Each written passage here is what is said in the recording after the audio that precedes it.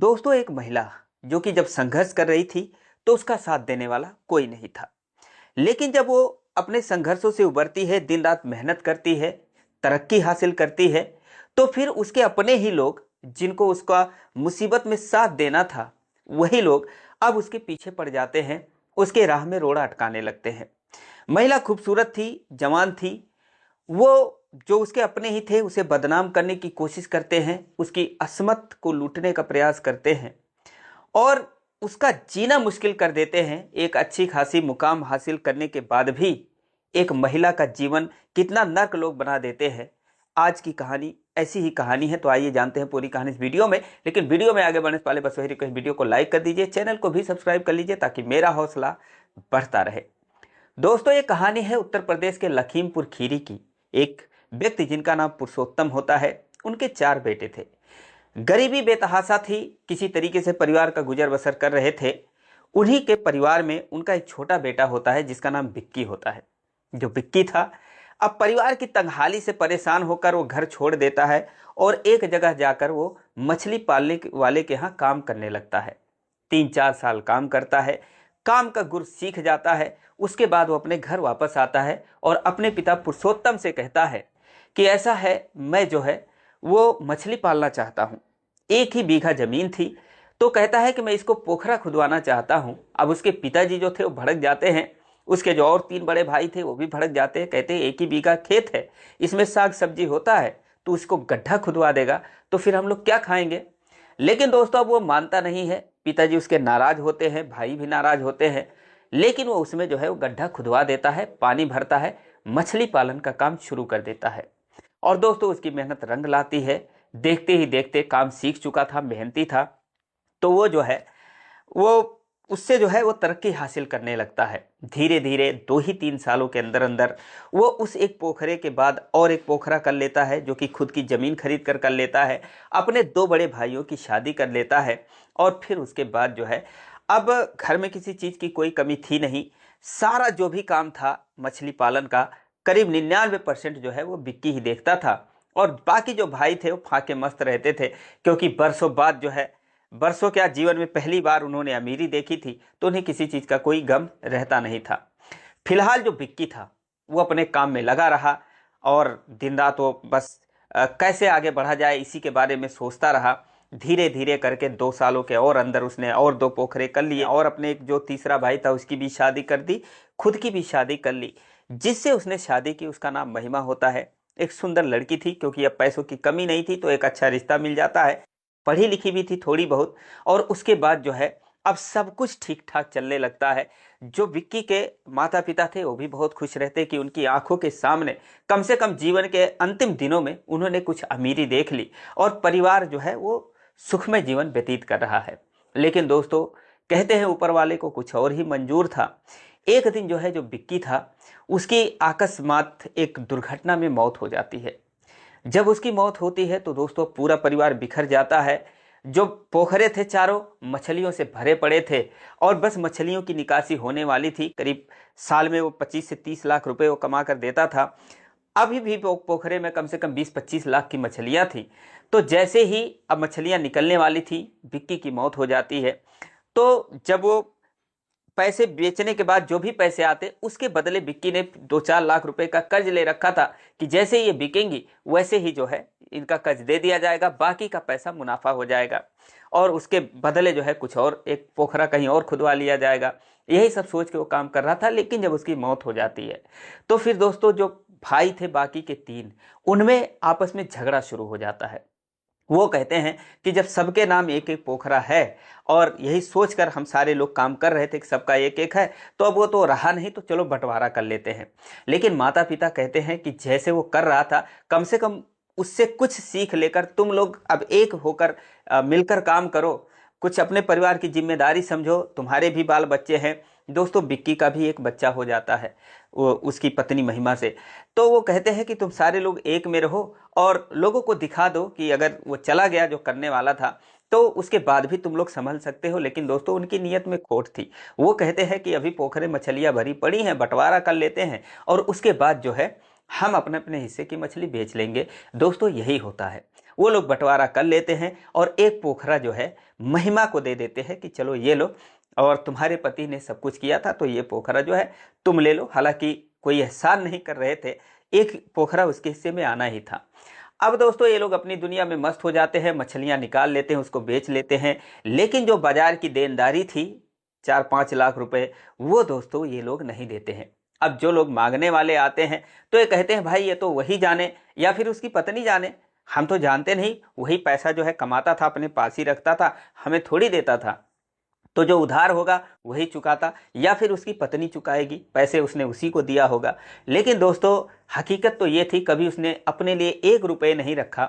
उसे क्या पता था कि एक दिन उसकी मौत हो जाएगी। वो सोचा कि चलो जब सारे लोग अलग हो जाएंगे तब अपना अकेले करूंगा, अभी जब एक में है तो चलो सबका हिस्सा मैं करता हूँ। तो यही सोचकर दोस्तों उसने नाम 1 पैसा अपने नाम नहीं रख रखा था। फिलहाल जब बार बार कर्जदार आने लगे और बिक्की का नाम लेकर वहां पर वो पैसा मांगने लगे, तो उसकी पत्नी जो महिमा थी उसे बहुत बुरा लगा।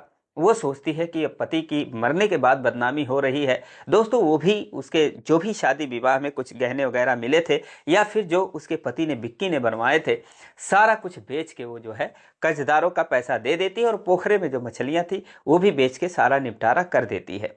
अब सास ससुर जो थे उसके अपने बेटों के इस रवैये से बहुत परेशान हो जाते हैं, नाराज होते हैं, और वो कहते हैं कि ठीक है अगर तुम लोग ऐसा करते हो तो ऊपर वाला देख रहा है, इसकी बीवी को और इसके बच्चे को तुम लोग बेसहारा छोड़ दिए, अब कहाँ ये जो है मछली का पालन करेगी, कैसे क्या करेगी, इसका गुजारा कैसे होगा ये भी नहीं सोच रहे हो। तो वो भी जो सास ससुर थे, थोड़ा बहुत उनका वृद्धावस्था का पेंशन आता था, सोचते हैं चलो इसी से जो है इसका गुजारा हो जाएगा महिमा का। तो वो लोग दोस्तों महिमा के साथ रहने लगते हैं। लेकिन अब धीरे धीरे जो है खाने पीने के लाले पड़ जाते हैं और स्थिति जो है इनकी काफ़ी ख़राब हो जाती है, और इधर ये लोग जो है अपना एक एक पोखरा पाकर खुश थे, उसी में अपना काम करते थे। तभी दोस्तों एक दिन एक लड़का जिसका नाम रमेश होता है, वो ना जाने कहाँ से आता है पूछते पूछते कि बिक्की का घर कहाँ है, और आकर जो है जब वहाँ पर वो सारा उससे बात पता चलती है कि बिक्की तो रहा नहीं, तो बहुत हैरान हो जाता है। वो उसकी पत्नी महिमा से मिलता है, उसके माता पिता से मिलता है, कहता है कि ऐसी बात है कि जब बिक्की भाई काम कर रहे थे, बाराबंकी में साथ में थे, तब जो है वो उन्होंने हम दोनों साथ में काम कर रहे थे, उसके बाद जो है उन्होंने अपना काम शुरू कर लिया और उन्होंने बहुत मेरे से फ़ोन किया, मुझे बुलाए कि भाई तुम भी आ जाओ और मेरे पास ही काम करो। लेकिन मुझे कभी मौका नहीं लगा कि उनके पास मैं आकर काम करूं। तो अभी मैं जहां काम कर रहा था वहां मेरा जमा नहीं, कहीं और मैं कुछ काम करने लगा था। लेकिन जब मेरी परेशानी बढ़ गई तो मैं से सोचा चलो बिक्की भाई के पास ही चलते हैं और वहीं पर चलकर काम करते हैं उन्हीं के यहाँ, क्योंकि वो बहुत मुझे कह रहे थे। लेकिन अब यहाँ आने के बाद ये बात पता चलती है दोस्तों, वो बिक्की को याद करके रोने लगता है, क्योंकि 3-4 साल वो भी उसके साथ काम किया था। फिलहाल वो कहता है क्या करूं, अब ऊपर वाले को जो मंजूर था वो तो हो गया। उसके बाद दोस्तों अब जब वो उसके सास ससुर से, महिमा के सास ससुर से मिलकर इजाज़त लेता है कि ठीक है चाचा अब चलता हूँ, क्या करूँ, तभी जो है महिमा कहती है कि एक काम करो, अगर तुम्हें ये काम आता है तो तुम क्यों नहीं काम करने के लिए आए ही थे, तो कम से कम तुम ही जो है, हमारा पोखरा जो है सूख गया था दोस्तों उनका, क्योंकि वो काम वगैरह कर नहीं पाते थे। तो वो कहती है कि फिर से इसको स्टार्ट करो। वो दोस्तों कहता है ठीक है काम तो मुझे पूरा आता है। और फिर दोस्तों वो जो है रमेश जो है उसका जो सूखा हुआ पोखरा था उस पर काम शुरू करता है, पानी चलवाता है, मछलियों के बच्चे डालता है, चारा डालता है। और दोस्तों वो भी एक्सपर्ट था, तो धीरे धीरे करके उसका भी काम चल निकलता है। जब काम चल निकलता है, 1 साल 2 साल बीत जाते हैं, तब फिर जो है अब उनके पास भी पैसे आने लगते हैं, तो फिर वो एक और पोखरा वो कहीं पर ले लेती है। क्योंकि दोस्तों अब जब भी बिक्की जब था तो उससे जब बातें करता था, यही कहता था कि मेरा सपना है महिमा कि मैं कम से कम 15-20 पोखरे कर लूँ, हर भाइयों के पास 4-4 5-5 पोखरे हों और सब आराम से रहें, ऐश करें। लेकिन अब उसका सपना अधूरा रह गया था, और ये बात जो है जो महिमा थी उसे सोने नहीं देती थी कि उसके पति के इतने बड़े बड़े सपने थे और वो बेचारे जो है वो चले गए। फिलहाल अब वो जो है उसके सपनों को पूरा करने में लग जाती है। अब दोस्तों दिन रात तरक्की करने लगते हैं और जो महिमा थी वो भी दिन रात मेहनत करने लगती है। नतीजा ये हुआ कि एक पोखरा था 2 हुए, 2 से 3 हुआ, 3 से 4 हो गए, उसके पास गाड़ी हो गई, अच्छा उसने घर बनवा लिया। ये सारा कुछ देखकर अब जो उसके भाई पटीदार लोग थे दोस्तों वो जल भुन जाते हैं। वो कहते हैं कि हम लोग तो वैसे वैसे रह गए, निकम्मे रह गए, और हम लोग सोच रहे थे कि ये पोखरा छोड़कर ये भी कहीं चली जाएगी, अपना घर वगैरह कर लेगी, लेकिन ये हुआ कि ये तो फिर से जो है 4-5 पोखरे हो गए। इनमें जो है 4-5 सालों का वक्त लग गया। लेकिन अब ये लोग जो है दिन रात उससे झगड़ा करने लगे, आकर उसे परेशान करने लगे, उल्टी सीधी बातें करने लगे, उसे बदनाम करने लगे कि ये जो है कैसे नहीं कर लेगी, ऐसा धंधा करती है, वैसा करती है, किसी की रखैल बनकर रह रही है, सैलरी तो उसे देना नहीं है, तमाम चीज़ें जो है उसे कहने लगते हैं। हालांकि इस बात को सुनकर वो विचलित हो जाती थी, परेशान हो जाती थी। जो रमेश था वो भी परेशान हो जाता है, लेकिन फिलहाल उसने अपने जीवन में इतने कष्ट सह लिए थे कि उसे इन बातों का कोई फर्क नहीं पड़ रहा था। वो अपने काम में लगी रही, और एक दिन जब इससे भी उन लोगों का मन नहीं भरा तो दोस्तों वो लाते हैं, उसके पानी में कुछ ऐसा मिला देते हैं कि जिससे उसकी मछलियाँ मर जाती हैं। जब मछलियाँ मर जाती हैं, ये बात जो है जो रमेश था वो जानता था। वो महिमा से कहता है कि भाभी जी ऐसा है कि वही लोग जो है कुछ किए होंगे। वो जाती है थाने में FIR करवाती है, उन लोगों के नाम कंप्लेंट दर्ज करवाती है, पुलिस आती है, और जब पुलिस आती है तो ये लोग उसके बारे में उल्टा सीधा कहने लगते हैं, लेकिन अब कोई सबूत मिलता नहीं। इसका बहुत नुकसान हो जाता है, और फिर जो है ये मामला रफा दफा हो जाता है। उसके बावजूद जो है ये जब उस सदमे से उबर जाती है, संभल जाती है, तो फिर वो उसे जो है एक दिन कुछ शराबियों को भेजकर उसके ऊपर जो है उसके घर में घुसकर उसकी अस्मत लूटने का प्रयास करवाते हैं। और उसमें भी जो रमेश था दोस्तों मौके से पहुंच जाता है, उसके सास ससुर भी पहुंच जाते हैं, गांव वाले भी पहुंच जाते हैं, और किसी तरीके से उसकी इज्जत बचती है। लेकिन अब वो संघर्ष करके हार चुकी थी, वो इतना परेशान हो चुकी थी कि वो कहती है कि मैं क्या करूं, ये लोग तो मुझे जीने नहीं दे रहे हैं।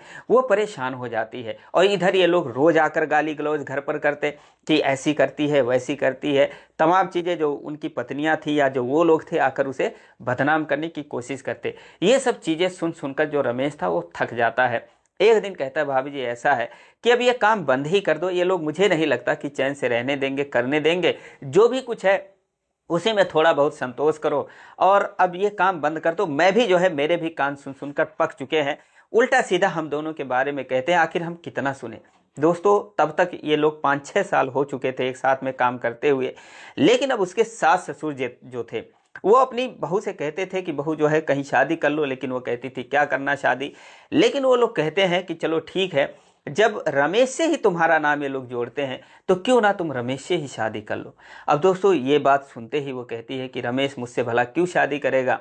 और रमेश से जब ये बात बोलते हैं तो वो कहते हैं कि मालिक जो है मैं आपका नौकर हूँ, आप अपने बहू से पूछ लीजिए, मुझे तो कोई एतराज़ नहीं है, मैं तो शादी कर सकता हूँ। जब उससे पूछते हैं तो अब वो इस सारी बात कहती है। फिलहाल मामला ऐसा होता है कि दोनों का जो है अब वो उसके जो माता पिता हैं, जो सास ससुर थे महिमा के, वो घर के ही मंदिर में जो है उनकी शादी करवा देते हैं। अब शादी करवाने के बाद वो उसके नाम का सिंदूर लगा लेती है, दोनों पति पत्नी की तरह रहने लगते हैं। लेकिन अब जो महिमा थी दोस्तों वो लोग लाज के कारण अपने घर से बाहर नहीं निकलती है। वो सोचती है कि कैसे निकलूं, अभी कोई देखेगा क्या कहेगा, और लोग सोचेंगे कि अगर ऐसा कुछ होता नहीं तो फिर ये उससे शादी क्यों कर लेती, तो अब लोग मुझे और नहीं जीने देंगे। और जो रमेश है ये कभी कुछ कह नहीं पाता था, क्योंकि अगर ये कुछ बीच में बोलता था तो वो लोग कहते थे तू नौकर है, तेरे से क्या मतलब है, और तू क्यों बीच में बोल रहा है, तो इसीलिए वो चुप रहता था।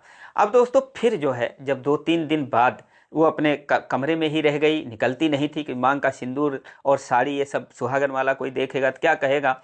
फिलहाल जब 4-5 दिन हो गए तो वो लोग जो है फिर आते हैं उसके घर पर। कहीं से उन लोगों ने सुन लिया था कि शायद वो शादी कर ली है, ऐसे ऐसे कर ली है।